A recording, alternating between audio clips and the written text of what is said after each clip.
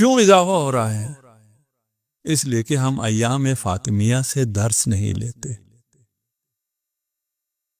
اگر ہم ایام فاطمیہ سے درس لیں، اگر ہم سیرت سیدہ سے درس لیں تو یہ حالات پیش نہیں آئیں گے۔ آخری وقت ہے، جناب سیدہ ام المؤمنین سے ارشاد فرماتی ہیں، ما احتنی کاذبہ ولا خائنہ ولا خالفتک منذ عاشرتنی۔ جناب سیدہ فرما رہی ہیں کہ میں نے کبھی بھی آپ سے جھوٹ نہیں بولا ہے۔ اب ہم اپنے کردار کو دیکھیں اور جناب سیدہ کا کردار دیکھیں۔ امیر المؤمنین سے کہہ رہی ہیں کہ میں جب سے آپ کے گھر میں آئی، آپ کے ساتھ رہی، میں نے کبھی آپ سے غلط بیانی نہیں کی ہے۔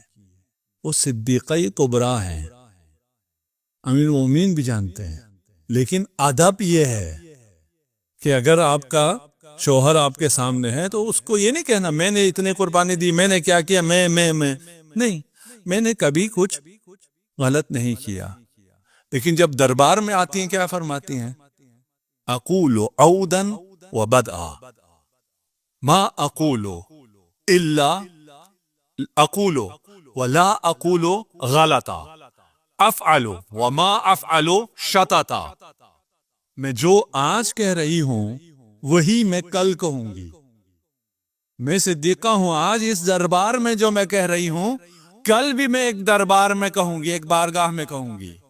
آج تم نے جھٹلا دیا، کل جہاں میں کہوں گی وہاں کا زعیم میرا بابا ہوگا اور وہاں سلطنت احکم الحاکمین کی ہوگی۔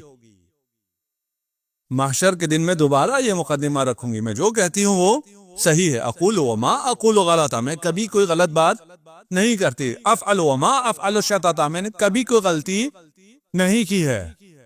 اعلموا انی فاطمہ، جان لو میں فاطمہ۔ حاکم وقت کو للکارنے والی اپنے گھر میں کیا کہہ رہی ہے؟ ما احتنی کاذبہ، میں نے کبھی آپ سے جھوٹ نہیں بولا۔ ولا خالفتک منذ عاشرتنی، آپ کے ساتھ جتنی زندگی گزاری ہے میں نے کسی بات میں آپ کی مخالفت نہیں۔ فرماتے ہیں کہ سیدہ آپ کا تعارف میں کراتا ہوں۔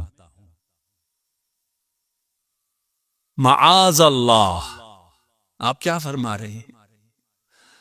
ان انتی اعلم باللہ واکرم وابر واتقى واشد خوفا من اللہ۔ امیر المؤمنین کون؟ اگر پردے ہٹ جائیں تو میرے یقین میں کوئی اضافہ نہیں ہوگا۔ معرفت خدا کی اس منزل پر فائز شخص کیا ارشاد فرمایا؟ انتی اعلم باللہ، اللہ کی معرفت آپ سے زیادہ کوئی بھی نہیں رکھتا ہے، مبالغہ نہیں ہے۔ انتی اعلم باللہ، خدا کا سب سے زیادہ علم آپ کو حاصل ہے۔ آپ یہ فرماتے ہیں وَأَبَرَّ، علم خدا۔ اس دن میں نے ایک روایت پڑھی تو بعد میں کسی نے کہا بھی کہ غرسہ اللہ سبحانہ بیدہ، کہ اللہ نے اپنے ہاتھوں سے اس درخت کو لگایا۔ تو کسی نے پوچھا کہ بھئی یہ تو پھر مجسمہ ہو گئے، ہم یہ توحید کے بعد خلاف چلی گئے۔ کہ توحید کے خلاف نہیں ہے، قرآن میں بھی کہا ہے بل یداہ مبسوطتان، کہ خدا کے دونوں ہاتھ کھلے ہوئے ہیں۔ اس کا مطلب یہ تو نہیں کہ یہ والے ہاتھ جسمانی ہاتھ، قدرت خداوندی کی بات ہو رہی ہے۔ خدا تمام اعمال کو اسباب کے ذریعے انجام دیتا ہے، لیکن جن اعمال کو شرف حاصل ہوتا ہے اسے بغیر سبب کے خود انجام دیتا ہے۔ جناب سیدہ کی خلقت میں کوئی اور سبب شامل نہیں ہے، مستقیم خود قدرت الہی ہے، نور عظمت الہی ہے۔ اللہ کی معرفت۔ خطبہ فدق ہم نے گزشتہ سال آپ لوگوں کے ساتھ ہی کیا تھا، مشتاقان نور کے ساتھ۔ ہم حج پہ تھے، میں اس وقت طالب علم تھا، جوان تھا، تو ایک مولانا صاحب جو ہے ممبر پہ جا کے ہمیشہ حج کے دوران کہتے تھے نہج البلاغہ پڑھا کرو، صحیفہ سجادیہ پڑھا کرو، تم کیوں نہیں پڑھتے؟ 2 3 4 تقریریں جب انہوں نے یہ کی تو میں نے ان سے کہا مولانا یہ آپ ہمیشہ ڈانٹتے تو رہتے ہیں، کبھی کوئی نہج البلاغہ صحیفہ سجادیہ کچھ سنا تو دیا کریں۔ کہتے میں نے خود بھی کبھی نہیں پڑھی ہے، کہتے میں نے خود بھی کبھی نہیں پڑھی۔ تو ہم جو آپ سے کہتے ہیں خطبہ فدق پڑھیں، ہم نے پچھلے سال اس پہ 5 6 سیشنز ہم نے کیے ہیں، وہ یوٹیوب وغیرہ پہ بھی موجود ہے، خود بھی پڑھیں، وہاں پر موجود ہے الممتنع من الابصار رؤیتو ومن الاوصاف لسانو، کہ خدا وہ ہے جو کہ ممتنع ہے، کیا ہے؟ اس دیکھا نہیں جا سکتا۔ خوب ہم تو خدا کے جسم کے قائل نہیں ہیں کہ دیکھے جا سکے، خدا کی وصف بھی بیان نہیں ہو سکتی ہے۔ خدا کی وصف بیان ہو سکتی ہے نہیں ہو سکتی؟ ٹھیک ہے نا، یہ زبانیں خدا کی وصف بیان نہیں کر سکتی۔ آپ کہتے تو خدا رحمان ہے، خدا رحیم ہے، خدا حی ہے، خدا قیوم ہے، پھر یہ کیا ہے؟ وہ نہ بتاتے ہمیں تو ہم تو کچھ بھی نہ جانتے تھے۔ بالکل آسان سی بات میں بتاتا ہوں آپ کو، خدا حی ہے، اللہ حی القیوم، حی ہے۔ حی کا کیا مطلب ہے؟ زندہ۔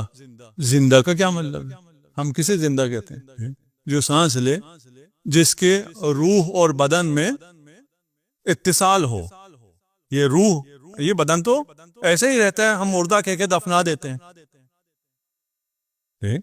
اور بہت سالم بھی ہوتا ہے۔ کوئی جوان اگر مر جائے تو اس کا جسم تو بہت زیادہ سالم ہوتا ہے، میرے جسم سے بھی زیادہ سالم ہوتا ہے، پھر بھی اس کو لے کے کیوں دفنا دیتے ہیں؟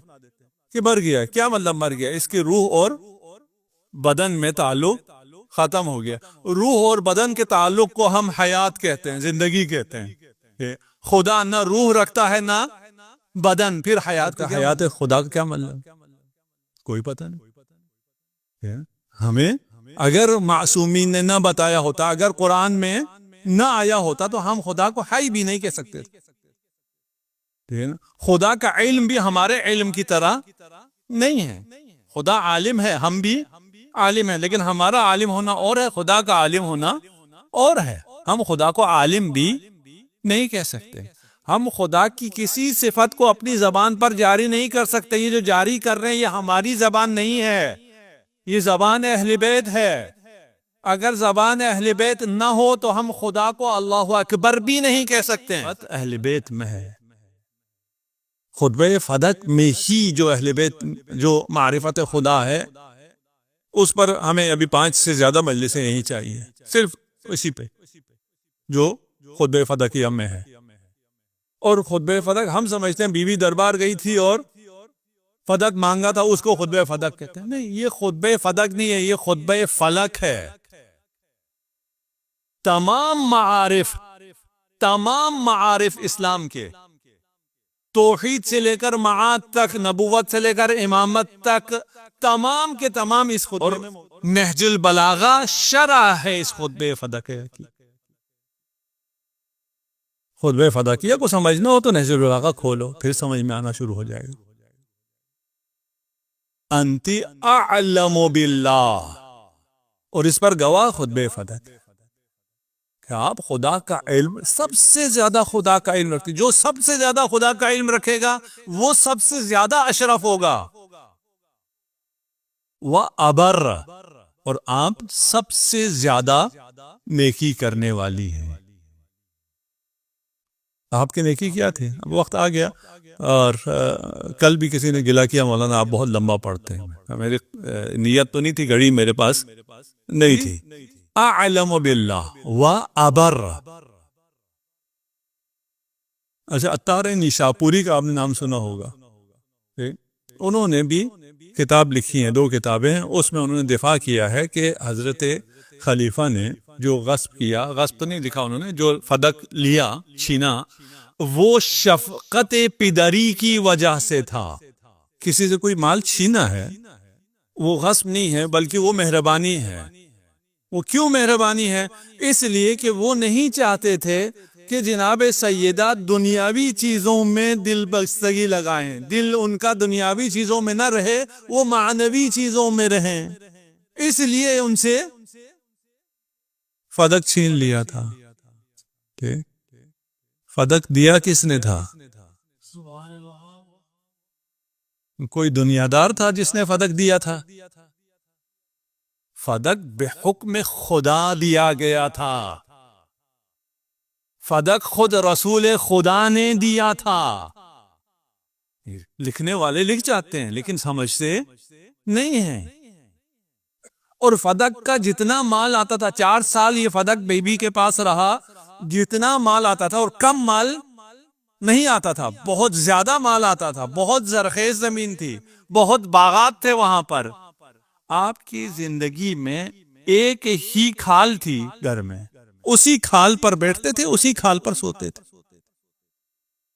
کچھ بھی نہیں تھا۔ آپ کی درآمد نہیں تھی، درآمد بہت زیادہ تھی، اس کے علاوہ بھی تھی، فدق بھی تھا۔ پھر کیا کرتی تھی؟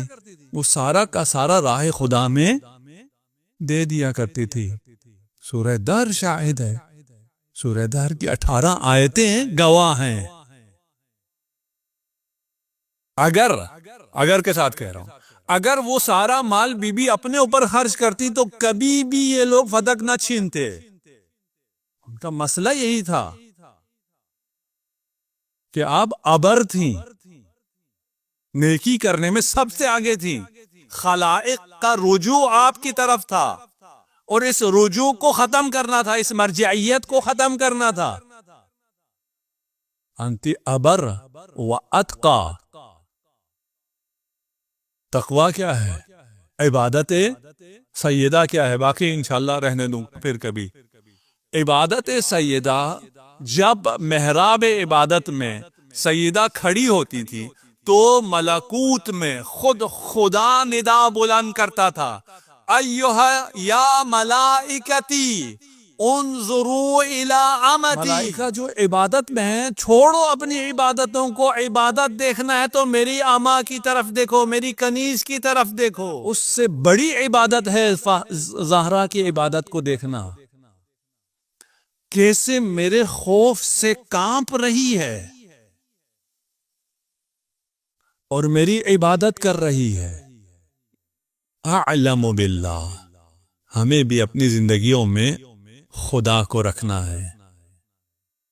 اگر ہماری زندگیوں میں خدا رہے تو پھر ہماری زندگی اسی دنیا میں جنت ہو جائے۔ اعلم باللہ و ابر و اتقا و اکرم و اشد خوفا من اللہ۔ یہ باقی 2-3 کلمے رہ گئے، پھر کبھی کے لیے سب بات پڑھ دیجیے۔ محمد و آل محمد۔